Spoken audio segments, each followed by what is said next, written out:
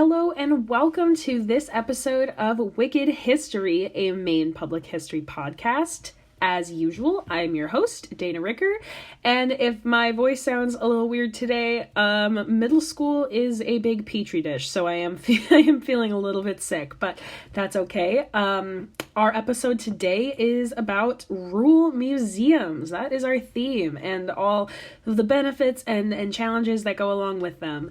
We are lucky enough to be joined today by Kevin Cyr. He's the president of the Maine Forestry Museum in Rangeley, Maine.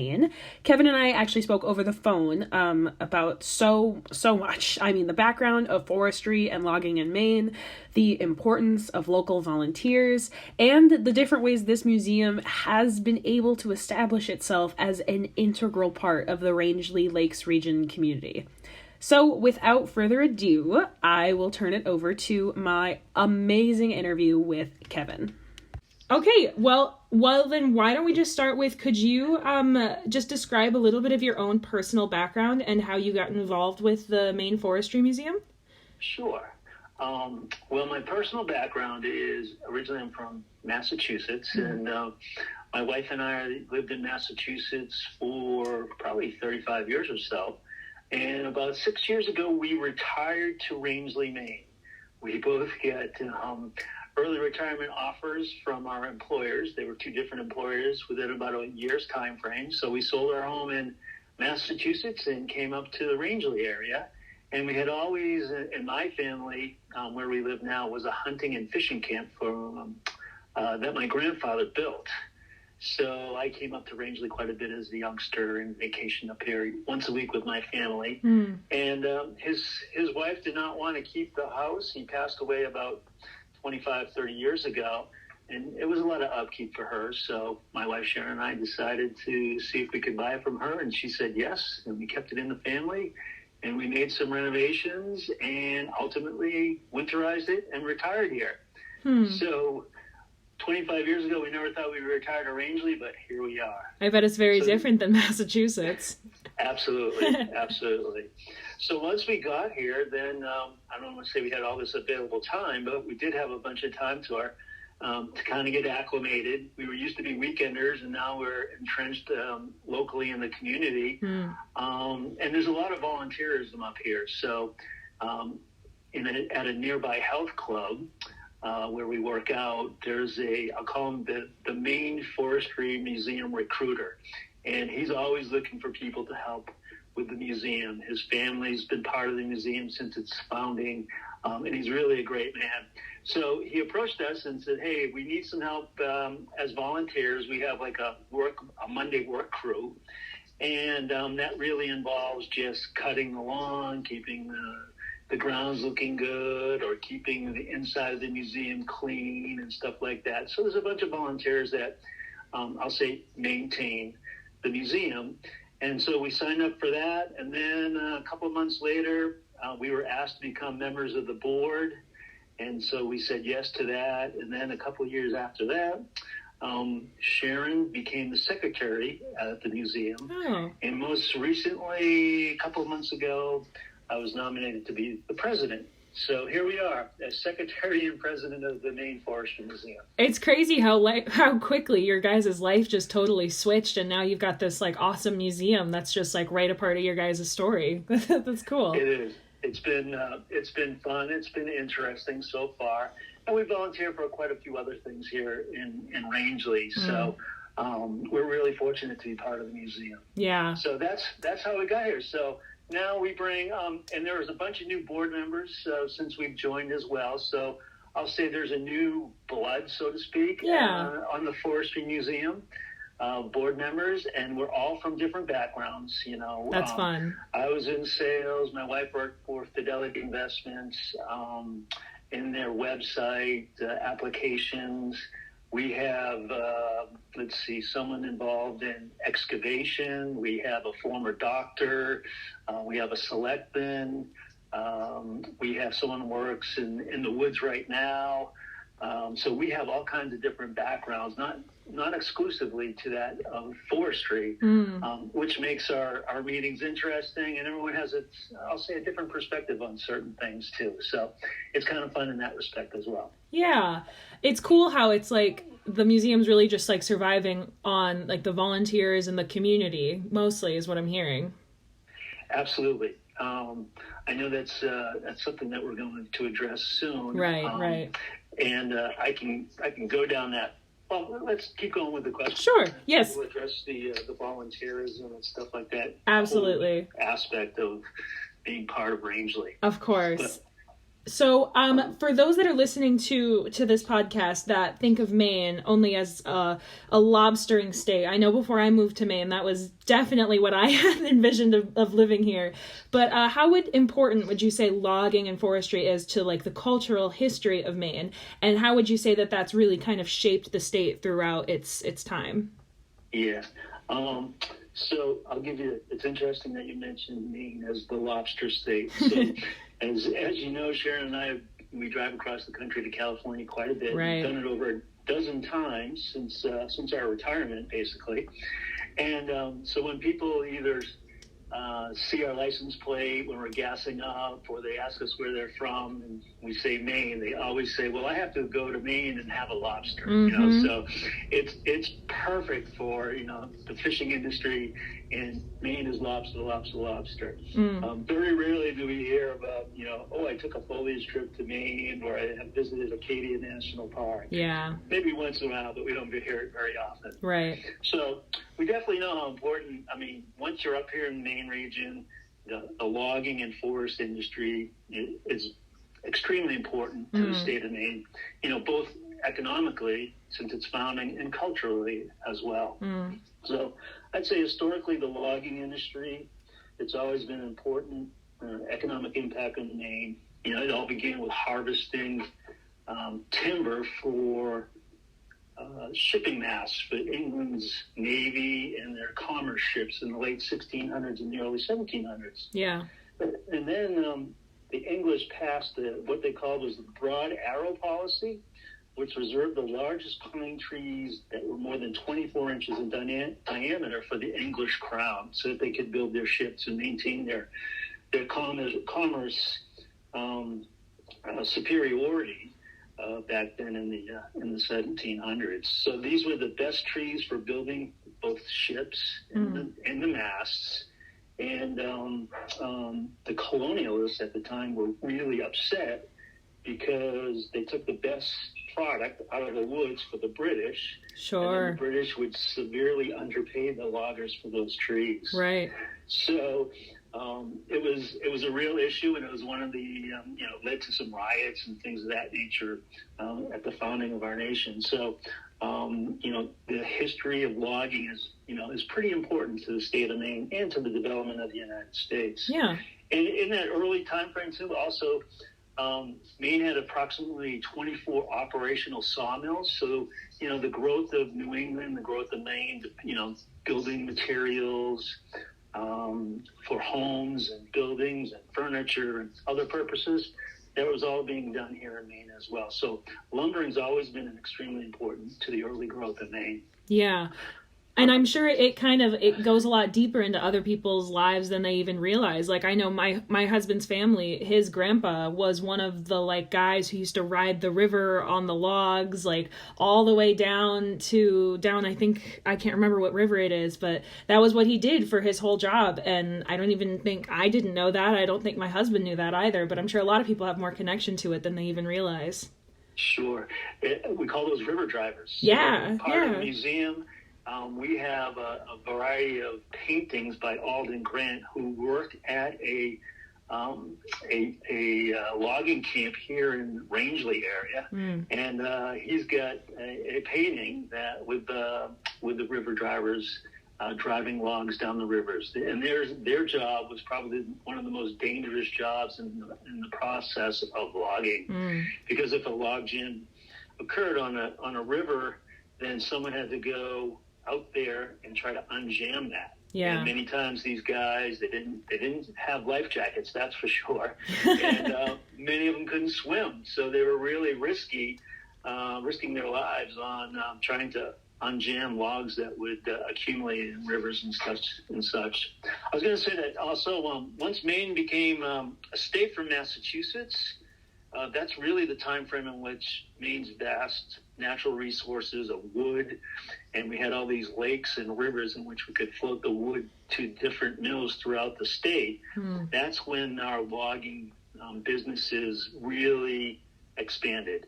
So rather than individual or families that were logging at one time, all these logging cooperatives became in existence. And then lumber barons created these logging associations and put these guys to work.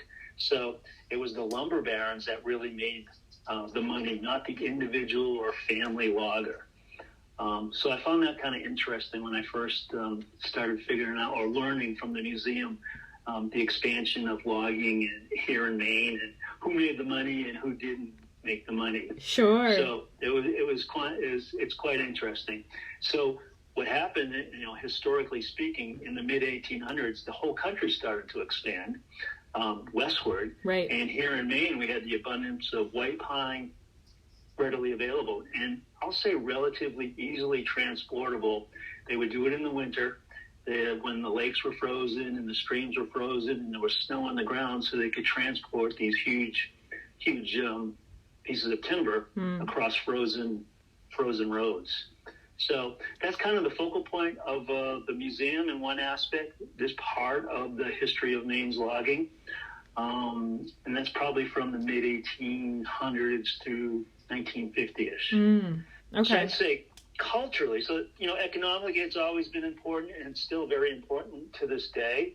If you looked at some of the economic numbers, I think, of logging and forestry products, I think Maine has a total sales of about $5.7 billion in 2022. Wow. So that's pretty substantial. Now, if we compare that to what we talked about earlier, we'll say the fishing or lobster industry, I think their total sales were approximately $740 million annually. So big difference in terms of revenue, but everyone knows about Maine lobsters versus Maine's forests. Sure, so I find that kind of interesting. A bit more tastier to eat is probably what it comes down to. Hands down. Yeah. Hands down. So how did so with like the Maine Forestry Museum, how did that? Could you give like a brief history behind like how the museum was established and kind of what its mission is, trying to like depict this rich history of Maine forestry? Sure.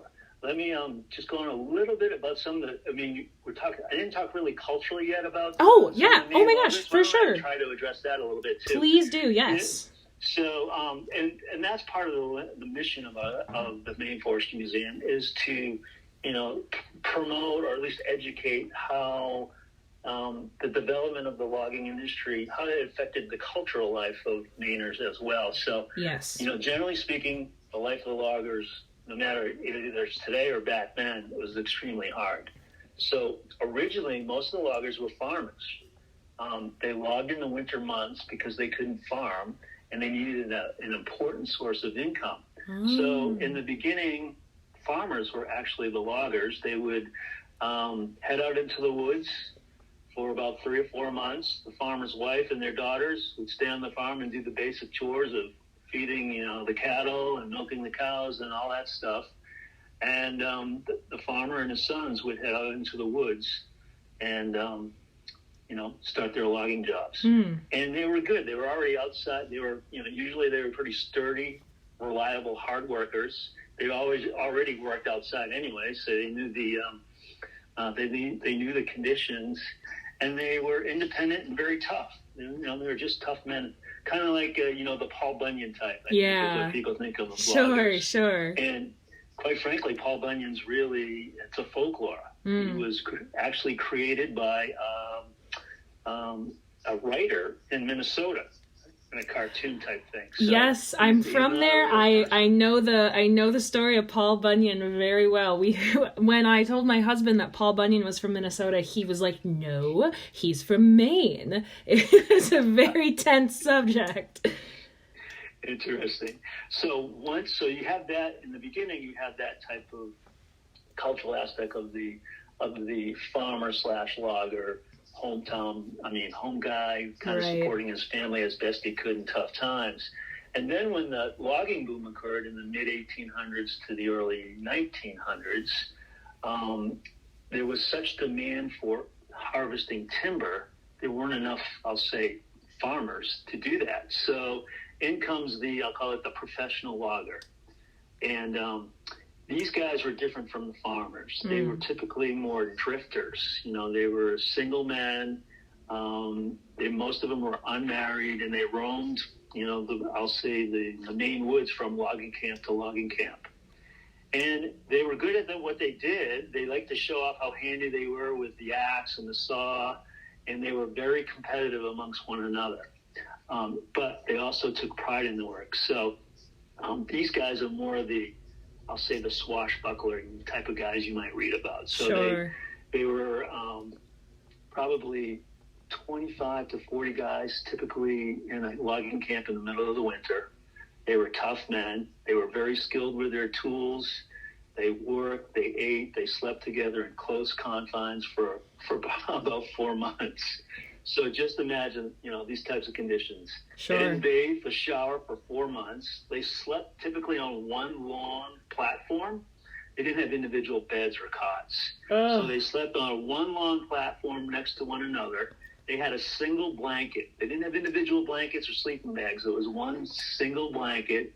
And then and they would probably be wearing, most likely, the same clothes that they worked in all day. Oh, my gosh. Although at times, they would try to wash their clothes in water and hang them up. They called it one pole in which they could hang their clothes on, the stink pole, because their clothes smelled so badly. So it was probably, that just describing that is no matter what is a pretty tough life. Yeah. And then on top of that, they'd walk at times miles to get to the area in which they wanted to cut trees down. As a group, they'd probably cut hundreds of trees in a day with hand tools, no chainsaws or anything of that nature. And then they would use, horses or ox to drag logs to the nearest yard or river. And then they walk back to camp. And a big thing, once they get back to camp, was eating.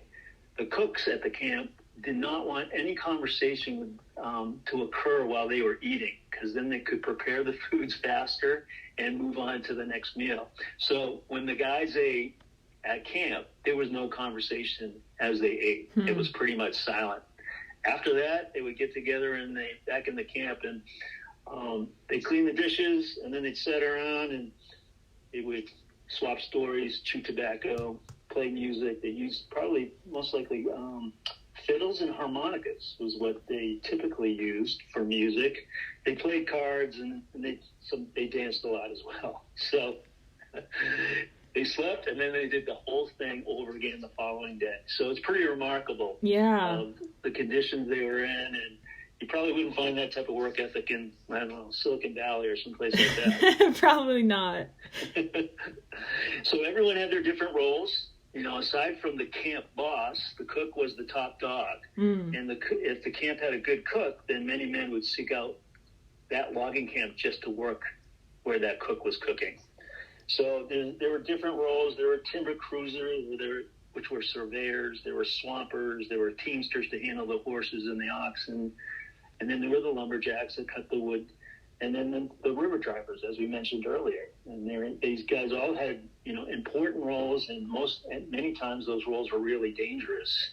But they took great pride in all their work. And if you didn't do a good job, other folks right in the camp would call you out on it. So everyone took a lot of pride in their work. And I think that if you look at that culturally today, as you look at people that work outside in the woods today in the lumber industry, or I see it in, various aspects, even up at the mountain, when you see our lift operations people or our snowmaking operations people at Saddleback, they all take a lot of pride in their work. So I think that culturally goes from generation to generation here in Maine. So it's kind of interesting. Yeah. In that respect. I could definitely see how, just with all the Mainers that I've met in my, year and a half of living here, the work ethic and kind of the like nitty-gritty background, I feel like people have a lot of pride in being from here and like having that as their culture. Yeah, absolutely. Absolutely, Yeah. they do.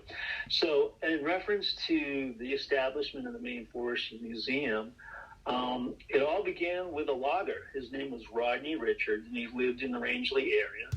And he worked as a logger for the Brown Paper Company, paper manufacturing company. And there was some equipment back in 1968. And this is all on our website. We have a history section on our website. Back in 1968, there was a foreman at the Brown Paper Company. He was going to put this piece of equipment in the trash heap. He was going to just throw it over an embankment and leave it there. And it's called a snubbing machine. And that snubbing machine is a machine that helps move large logs from one location to the other. Anyhow, he was going to just throw that over an embankment and leave it there. And Rodney Richards said, "Hey, if you're going to do that, I'll take it home with me." And from there, that's how the museum pretty much began. And so in 1979, with Rodney Richards, with a group of other loggers and local residents, they founded what was called back then the Rangeley Lakes Region Logging Museum. And they were intent on collecting materials and raising money for land and buying buildings so we could have our museum on it. So that happened, back in 1979. And believe it or not, within a few years, we're going to be coming up on our 50th year of existence. Wow. So we're pretty excited about how all that occurred. Yeah. And so our mission, and it's to preserve the rich cultural heritage of forestry and conservation here in the state of Maine so that we can share it with our future generations. And we want to educate our visitors about the contributions of logging and logging families and the forest industry to the growth of Maine, and we want to instill appreciation for the natural resources of the Maine forests. Okay. So we're pretty fortunate that we have all kinds of, exhibits with tools, and we have history of families. We're digitizing of a lot of articles and photographs about the families in the Rangeley region that were part of the forestry logging industry. So we're really trying to promote that rich cultural heritage of forestry with it throughout Maine. Right. We changed our name. I mentioned earlier we were originally known as the Rangeley Lakes Region Logging Museum. We changed it maybe about 6 or 7 years ago to the Maine Forestry Museum so that we could broaden the entire area, not just Rangeley Lakes, which was important back then, but still we thought that maybe it might be helpful to take the whole state of Maine, in general, as the logging museum. So it's that's where our name change comes into place. Yeah. So it's been we have multiple exhibits. We have 2 floors within our actually 3 floors, I should say, within our museum. They all have different artifacts. If you look at, everyone knows what a chainsaw is, but there's certainly been the development of chainsaws quite interesting, or rather interesting, from at times 2 men used to hold up a chainsaw together. I can't imagine being on one end of the chainsaw trying to cut a tree. These chainsaws weighed, 80 to 100 pounds. They're extremely heavy. Oh, sure. And these guys would, use these machines all day long to cut woods, by hand at times. So that's just some of the I'll say exhibits that we have.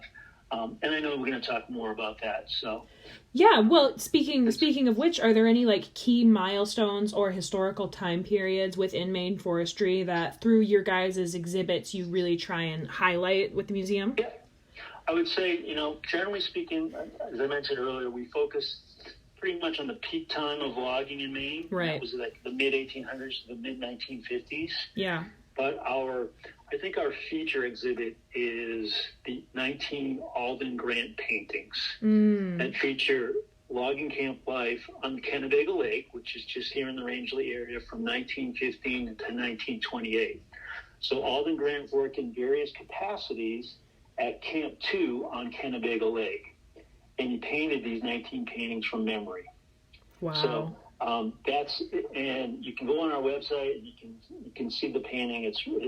They're beautiful, and they really depict all the aspects of living in a logging camp during the heyday of logging at least in the Rangeley region. Yeah, absolutely.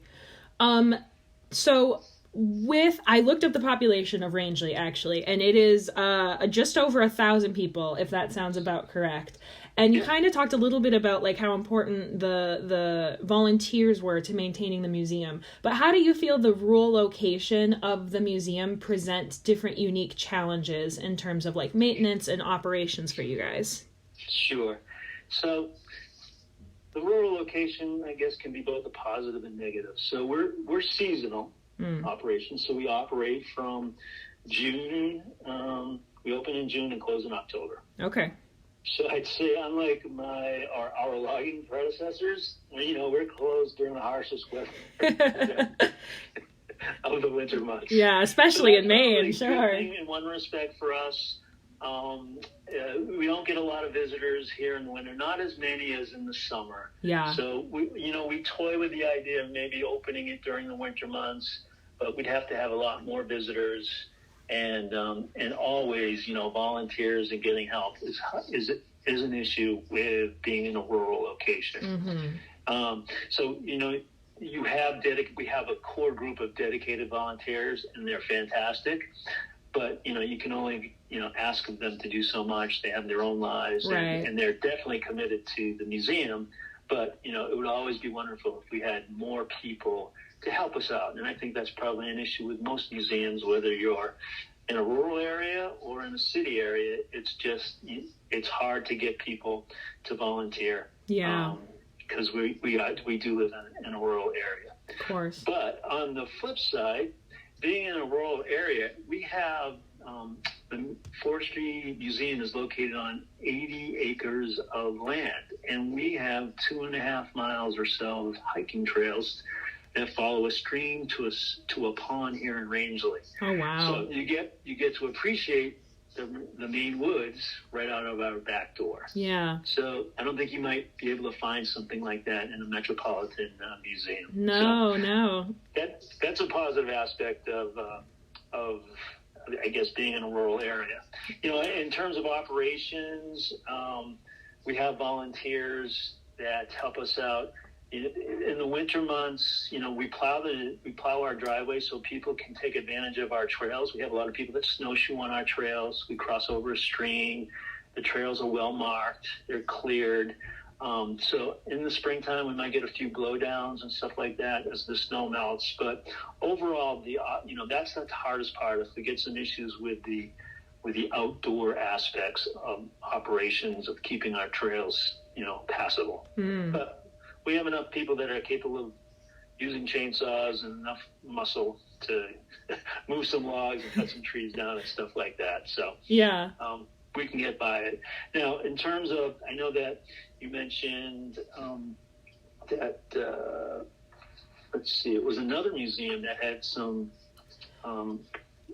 people or volunteers that preserve their. So in our last episode that I recorded, I spoke with two ladies from the Maine Maritime Museum, and they work specifically with like the artifacts and the curation, and they had mentioned that they're lucky enough, they're based in Bath, and so they said that they were lucky enough that especially with all the big boats, they're able to kind of outsource a lot of their preservation. But obviously with Rangeley's location, that's a very different situation. So how does the museum address like preservation for artifacts and exhibits and like the challenges that goes with it? Yeah. So we probably our most valuable assets at the museum are those 19 oil paintings done by Alden Grant. Yeah. So we have those. They're our biggest concern, especially during the winter months. And we have custom design boxes that house each painting for safety and preservation purposes. So they're uniquely designed, and we take them off the walls every fall and store them appropriately. And we also have other artifacts and exhibits that are secured in a similar manner. So we're fortunate in that respect. But one other aspect I think you should remember is many of our exhibits and artifacts were designed to, I'll say, withstand the harsh punishment of the outside world. Yeah. Meaning saws and, axes and sleds and stuff like that. So we're not at times too concerned about the preservation issues with those types of items. Yeah. So in one respect, we're kind of lucky because it's, this stuff is pretty durable. But there are some items that we have to be concerned with. So we do our best to take care of it. We shut down the museum. It's heated throughout the winter months and stuff like that. So, but yeah, we're pretty lucky. We have some outside artifacts that are under roof, and outside artifacts are larger items such as sleds. We have other mechanical equipment that are under an awning type of roof. Yeah. So they're protected from, I'll say, the elements generally speaking. So we're not too concerned by that. We do have what they call as a bateau. It's a riverboat that was used by the river drivers to help, unplug log jams. We put that under a roof as well and protect that also. Yeah. So we move a lot of equipment around, put it under roof, but we don't have outside parties storing it within maybe their homes or different facilities at this time. Right.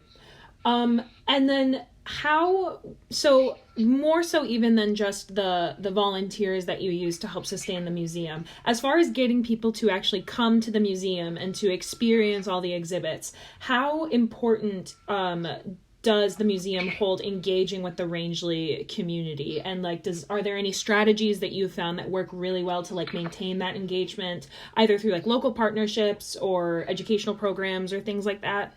Yeah.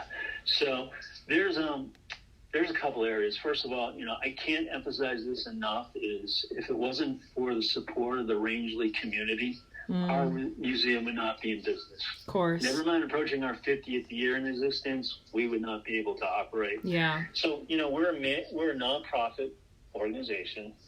So, if I look at one aspect, each year we request money from our local towns, Rangeley Plantation, Dallas Plantation, to help subsidize, running the museum. The residents vote to approve our money request. And so we're very appreciative of their approval. We've yet to be shot down for our requests. We're not overly aggressive, but we certainly are thankful that we can get that type of money to help support us. Right. So beyond, running the museum itself, we try to integrate ourselves with the community. So we do a couple of events each year. And what we do is we host a logging parade and logging festival in mid-July. So this upcoming year, it'll be held on July 12th and 13th, and it's going to be our 43rd annual festival. Wow. So what we do, our parade it runs down Rangeley's Main Street, and we try to have as many folks participate as possible. We have logging trucks and heavy logging equipment. We have floats, we have fire trucks, we have cloggers, we have Smokey the Bear, we have AT cars, we have all kinds of stuff. Yeah. We have a contest for winners of the best loaded truck, the float. We have a float contest, the most appropriate to logging, and each year we have a theme for the parade. So this past year, for example, we had Woodstock in the Woods as the parade theme. Oh, fun. So everybody was wearing tie-dye type of stuff. Oh, cool. It was fun in that respect. So yeah. We host a parade, so we get the community involved in that. And then after the parade, during the same day, that occurs in the morning, and then in the afternoon, we all go over to the museum fairgrounds, and we have a logging festival. And that is a logging competition. We call them semi-professional people that participate in this competition. Sometimes it's I'll say the logging club from Colby College or something like that. Yeah. So we get different colleges and universities involved to participate in this. But there's events like axe throwing, chainsaw cutting, wood cutting using various types of saws. So it's kind of fun to watch all these folks compete in this competition. to make people appreciate what the tools that are used today and how it was done previously. We also have a bunch of events for children. We have this barrel train ride. We have a bouncy house, face painting, all kinds of activities for the kids to participate in. We have a Hall of Fame induction. So each year we try to select family or multiple families that have contributed to the development of, we'll say, logging or had an interest in logging and forestry here in Maine. So that's been ongoing. About 3 years ago, we had our 4 women inducted into the Hall of Fame for the first time. Oh, awesome. And they had different, Patty Cormier is affiliated with the state of Maine and Augusta and their natural resources, and she was one of the members, newly inducted members. So we have a whole Hall of Fame section on our website with various individuals. So cool. What we're trying to do is integrate the community, just saying, hey, beyond a museum, A, we want to host a festival, B, we want to have a parade, and C, you can use our trails at no charge. So we're trying to integrate ourselves into the community from those options. And the business community here in Rangeley is tremendous. So, when we have, we need sponsorships to support, the operations of the parade or of the festival. Many organizations contribute money or donate their resources for us to, accomplish what we want to do in terms of having a good weekend. Yeah. We also hosted an online auction, and Rangeley businesses contribute, either gift certificates or services so that we can, generate money for operating the museum as well. So all these Rangeley businesses and the Chamber of Commerce really support the museum, and we can't be thankful enough for their efforts. It's really pretty cool. And that goes back to the volunteerism. They all recognize, the importance of, us trying to help the town of Rangeley, us meaning people associated with the museum. And, most of the business owners are thankful that the museum's there. We promote them and they promote us. They support us with a lot of efforts that we do. Many folks say, hey, you need something to do on a rainy day? Go visit the Maine Forestry Museum. We'll go visit the Outdoor Heritage Trust Museum, things of that nature. So it's good in that respect. Yeah. And so once you've got your community interest and you've got everyone in the doors, how does the museum approach the development of exhibits in order to ensure that they're informative and captivating? Well, we so far, we've been reorganizing our museum to make it more understandable. The process. We've reorganized it a couple times over the past few years, and I think it's improved. This past year, we introduced 2 new exhibits. One was the Maine Forestry Service, and the other one was involving the Penobscot Nation artifacts. Oh. So we're expanding. We're getting beyond, I'll say, we do a good job at what I mentioned earlier, that mid-1800 to mid-1950s, time frame. We have a lot of tools and things of that nature. But now we're starting to branch out. No pun intended. So now we're starting to branch out and get into a few different areas. And the Maine Forestry Service was fantastic with us and giving us all kinds of materials to put together an exhibit. So we have a lot of materials on loan from them. And the Penobscot Nation, we had the Penobscot Elder actually create a couple artifacts. One was a canoe and one was a moose collar to display as well. Wow. So we have 2 new exhibits, and the artwork that on these pieces are fantastic. Sure. I think word got out that these 2 new exhibits, I think it brought more people into the museum. So we had an increased number of visitors this year over last. So I think I attribute that to to our new exhibits on one aspect. Yeah. And most of our visitors, I know, based on our guest book, we have people fill out, sign their name and where they're from and all that type of stuff. And I'd say most of our visitors are tourists and vacationers, or people hosting, their families that are coming in, they're looking for something different, or maybe they haven't been to the museum in a while, so they want to see what's new. So I would say the majority of our visitors are tourists and vacationers. There's 4 museums here in Rangeley. So oh, really? It's a lot for a small town. So so we get a lot of visitors. As a matter of fact, we're just starting to get a couple of emails from bus tours that they're contacting us right now for next year when we open in June. So we usually have 2 to 4 bus tours every year that come and visit us, and most of the time they're from the New Jersey area. Okay. And they're great folks. They're up here to see, Western Maine. They visit the various museums here in Rangeley, and they do the lobster trip as well.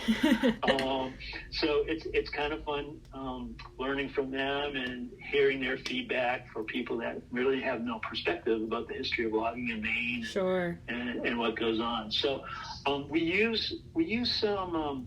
We have a couple of local experts in terms of the development of new exhibits, and these guys were very instrumental in establishing our new exhibits the past season. So we're getting positive feedback from our visitors, and it's good. So no complaints in that respect. We like to hear the feedback, and as long as it's good, then we'll keep expanding on those new exhibits. Yeah. Now, what we're learning also is, I got to bring in technology, right? So, yes, please do. Technology for us, we had a basic web page, and we have a website that we've improved upon over the past 4 or 5 years. So there's a lot of information on that. But most recently, we came across an application called Gesso, Gesso. Okay. And it's really an app. And what it allowed us to do is to educate our visitors either on site or remotely from your desktop here on various exhibits within the museum. Yeah. So what we did was, if you went to our website now and you went to the Learn section, you'll see different exhibits. Mm-hmm. And we did it with the Alden Grant paintings. So you'll see a blue link highlighting the Alden Grant paintings. You click on that link, and it brings you into the Gesso app. I'm really not certain how you pronounce it, but I'll call it Gesso. Okay. And you get into that app, and what happens is it'll bring you to, I'm going to do it right now. It'll bring you to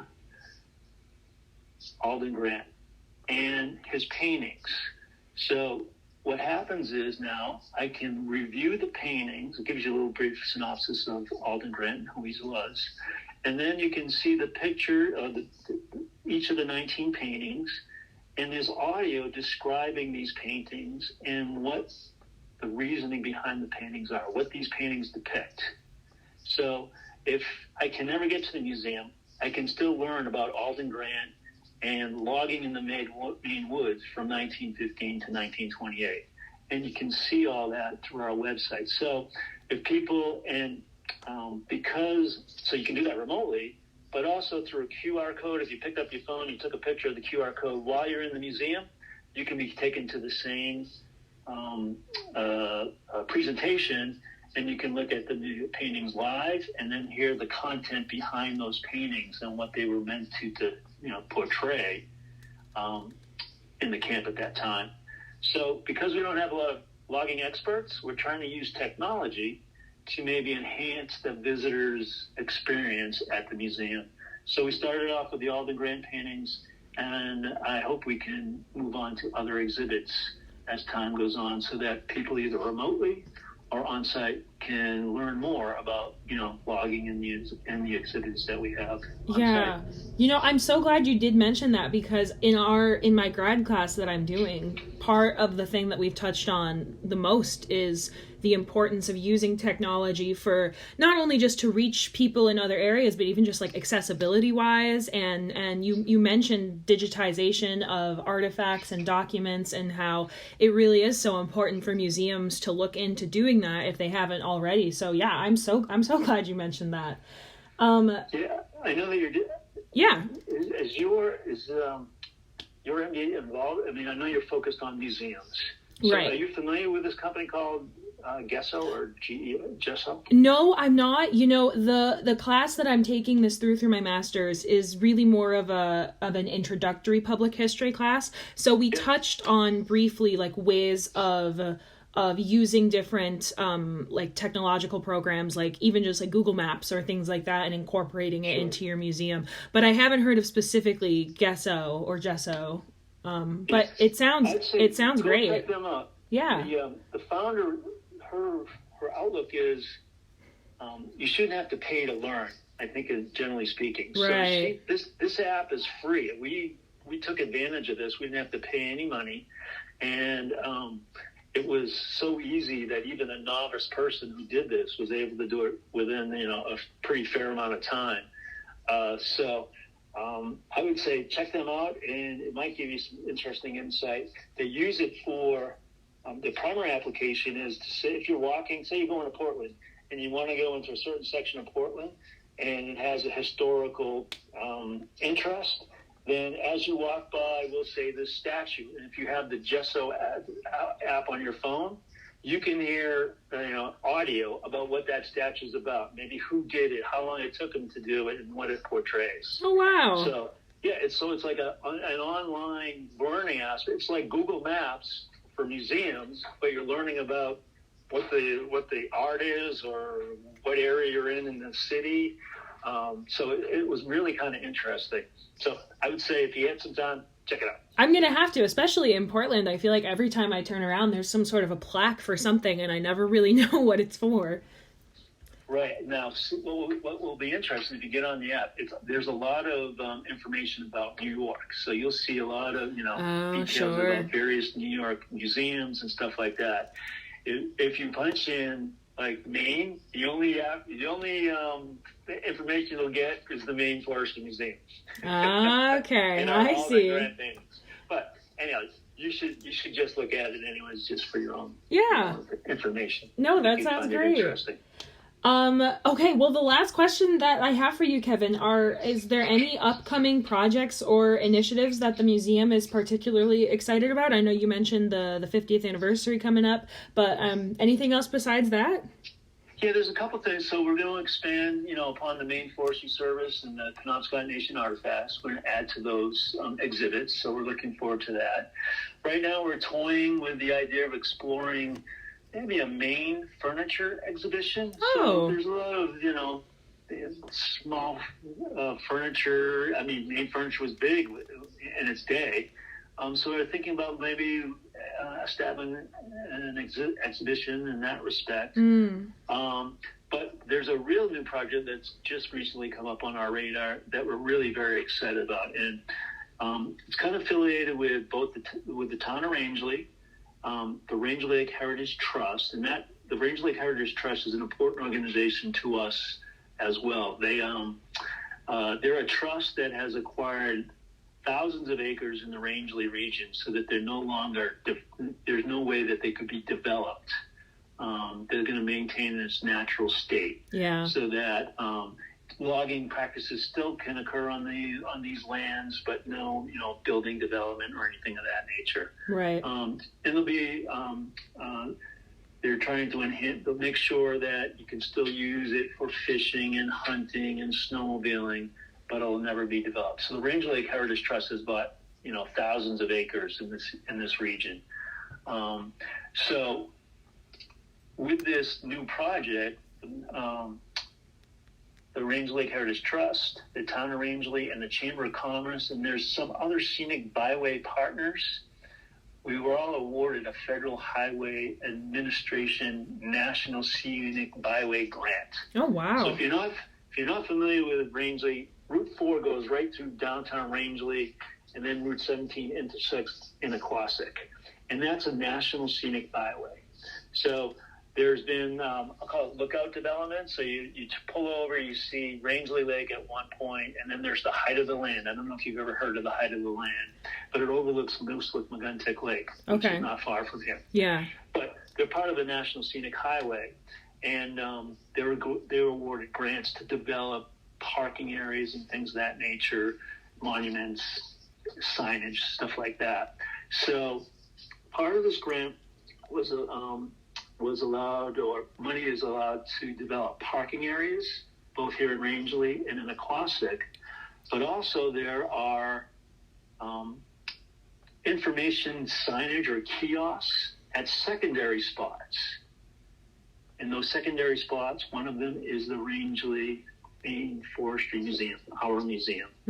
So we're going to have a kiosk, hopefully, on our property in our parking area. And it'll be a great way to attract travelers as they stop at the museum. Yeah. Especially when it's closed, they can get information about what's going on inside the museum, or where hiking trails are, or what's on the grounds. And as well as they might be able to learn about some logging history, or maybe other activities to do around the Rangeley region. Right. So this kiosk, we hope, will bring in more visitors to the museum, and just in generally inform people about, the Rangeley area. So we're pretty excited about that. We're just starting to get information about when all this will kick into gear. So that's kind of a big project over the next couple of years, I'll say. Yeah. No, that sounds great. Okay, well, Kevin, those are all the questions I have for you. Did you have anything else for anyone who's listening to this podcast that you just kind of wanted to throw out there as a reminder, anything of a general note? Sure. Obviously, if you're in the Rangeley region and you would like to visit the Maine Forestry Museum, please come and visit us. We're open in the summer months in June through October. You can reach our website to see our specific hours at www.mainforestry.com. And let's see. And I certainly thank you for your time. I mean, it's been exciting and fun to talk to you. Of course. I'm so grateful that you were able to take time out of your day and do this. I'm really appreciative, not only for my masters, but just for all of this whole podcast has been very fun for me personally, to just get to talk to people and just learn more about Maine in general. I've really enjoyed it. So I really do appreciate your help with all of this. Fantastic. And let me know if I can listen to this at some point. Oh, of course. I will let you know as soon as I do. And I will also be sure to post the link to the website on any sort of description for this podcast when it is posted. Fantastic. Cool. Awesome. Well, I will let you go, Kevin, but thank you so much again. I really do appreciate it. Great. Thank you for your time. Yep. Bye-bye.